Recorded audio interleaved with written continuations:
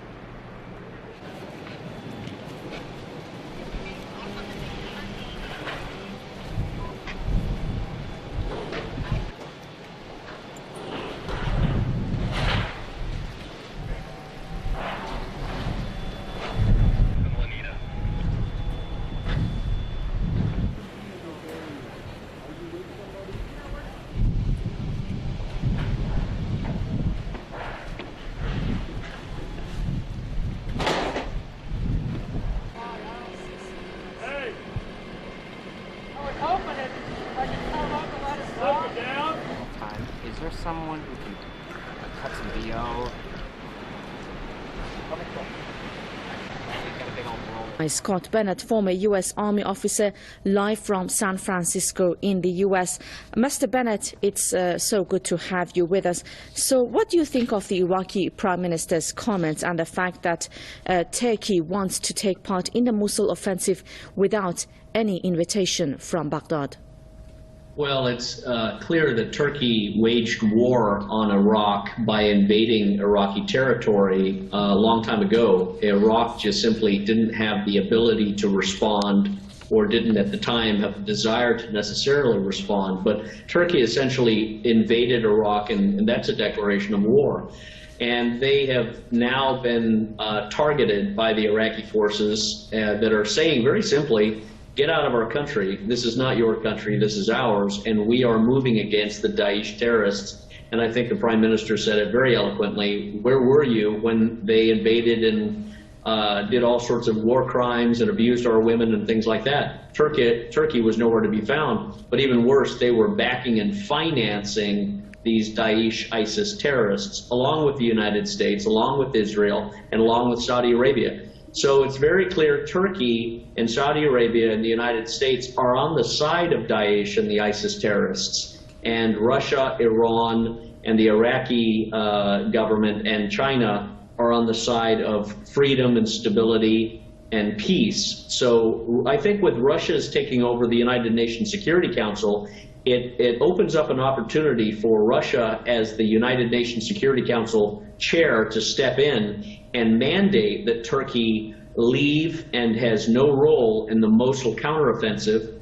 Russia can coordinate with Iraq and Iran to guarantee air cover and superiority to give the cover to the Iraqi forces as they go in and fight the Daesh terrorists. But it should be very clear that Turkey, if it doesn't move, will be targeted, and if it does stay there, then the only job that they should have is to provide some sort of a cover fire to destroy the fleeing Daesh terrorists. But my instinct in the Turkish performance is that they're not going to do that. They have, from the very beginning, been supporting Daesh terrorists because they've been trying to re-infiltrate and take over Iraq and make it once more the Sunni tyranny that it was under the Wahhabi strain before.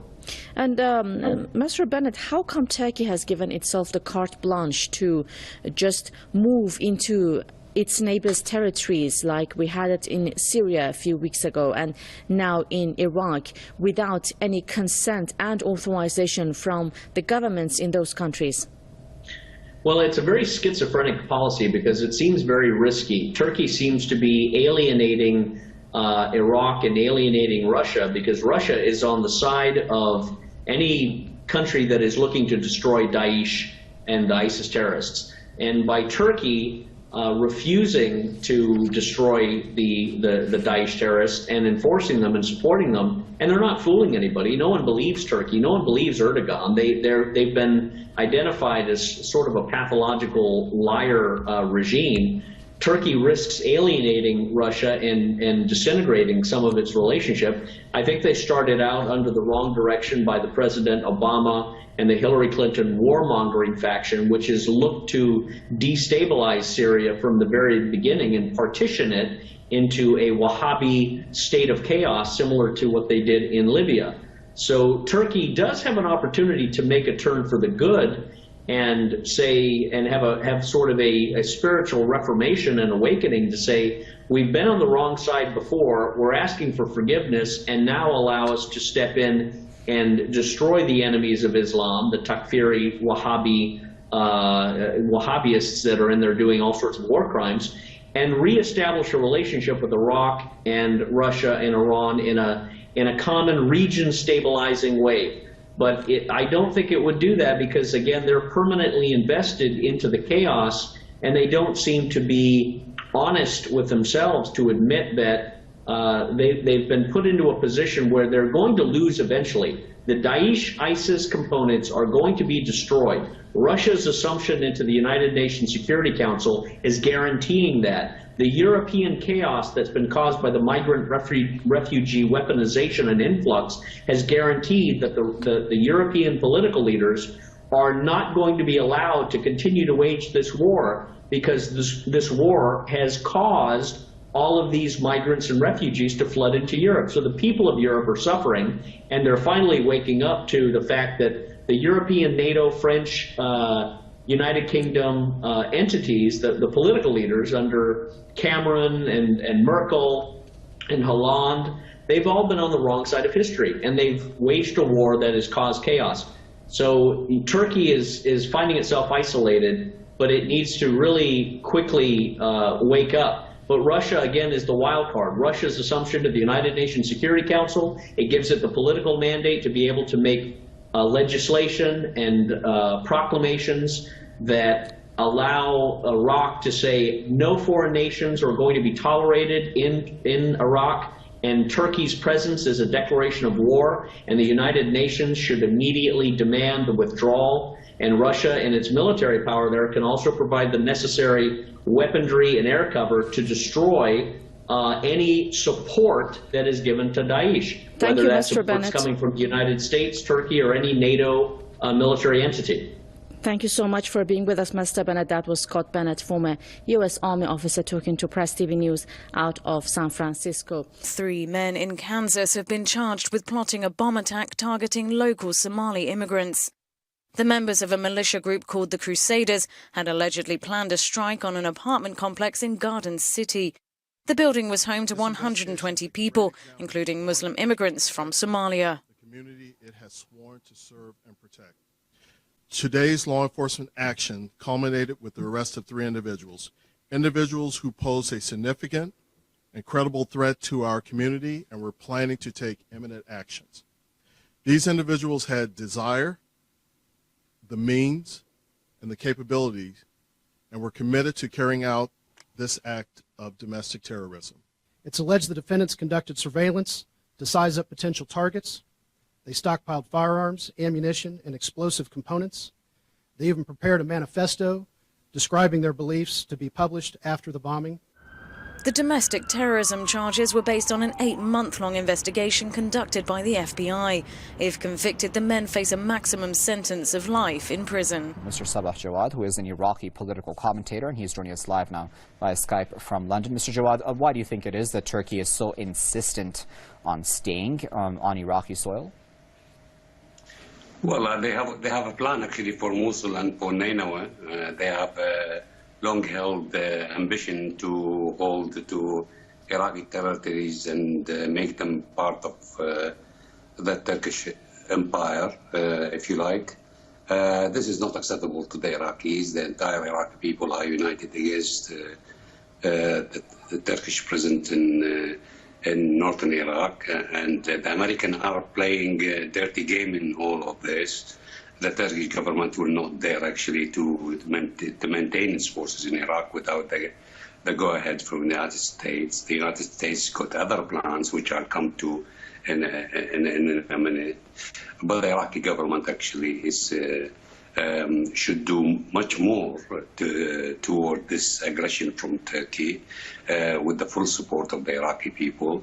They called in the ambassador and gave him a long-worded message to the Turkish governments that actually they should refrain from making these remarks about the Iraqi government and about Iraq and the continuing presence of their troops in northern Iraq. Iraq should flex its muscles, commercial muscles, because Iraq actually imports from Turkey more than $15 billion worth of trade. And this will be very harmful for the Turkish economy if the Iraqis actually starts taking steps toward teaching the Turkish government some lessons in that. And I cannot see why the Turkish ambassador is still remaining in Iraq. They should expel him today, if not, if not sooner than in the next few hours. The American actually they have a plan for Al-Mosul, for Nineveh, after the liberation from terrorism. One of their plans, actually, they are in with the Saudis as well. The Saudis are in on this plan, is to actually allow ISIS terrorists to escape from Mosul with the protection of the American Air Force and to go to Syria. So they wanted ISIS to continue to remain a card in the hand of the Americans and the Saudi and the Turkish government to be played whenever they want for the further destruction of Syria and Iraq and other countries in the Middle East. This is the truly sinister plans of the United States in Iraq, together with the Saudi regime. And we've seen what they've been doing to Yemen. And the bombardment, even so, by the Americans against the Yemeni people, like if Yemen has no enough enemy, now the United States directly bombing the Yemeni as well. So America has gone mad. The election is coming up. Obama wants to present some kind of a gift for the Democrat Party to win the election, and therefore they need so-called victory in Mosul, and that victory in Mosul will be shallow, because what they wanted to do is to allow the ISIS terrorists to escape to Syria, and then they could claim they liberated Iraq from ISIS terrorists. But the Iraqi people are watchful. The mobilization forces are there and ready to expel the invaders, whether Turkey or the United States or the Saudi terrorist thugs. Mr. Jawad, we have about a minute left, so I wanted to ask you this because I know it's a bit of a sensitive topic in Iraq itself, obviously, but a lot of Turkish media are saying that this is actually an issue of division within Iraq between the central government and the Kurdistan regional government over this Turkish involvement over Mosul or wherever it may be. How do you feel about such arguments? Look, Mosul is part of Iraq. It's not part of the region of Kurdistan. It's not part of Turkey. No matter what kind of agreements reached between Masoud al-Barzani and Erdogan or the former governor of Mosul, it's nothing to do with the Iraqi people. The Iraqi people are, and Iraq is a sovereign nation, could conclude deals and agreements and military pact with anyone they wish. to have in the fight against terrorism. Turkey is not there in Iraq at the invitation of the Iraqi government or the Iraqi people. And no matter what Masoud al-Barzani does or Atil al-Najafi does, it's nothing to do, neither here or there, with the Iraqi people.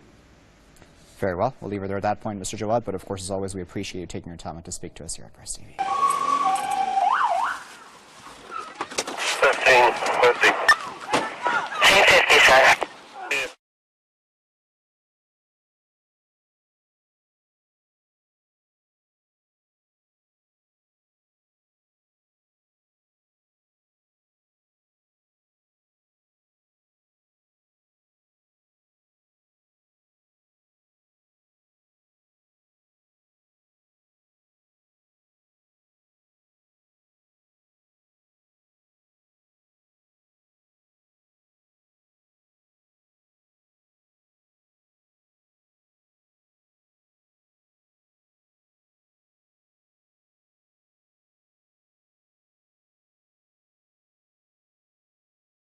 I got an arm too. Let her go! Let her go!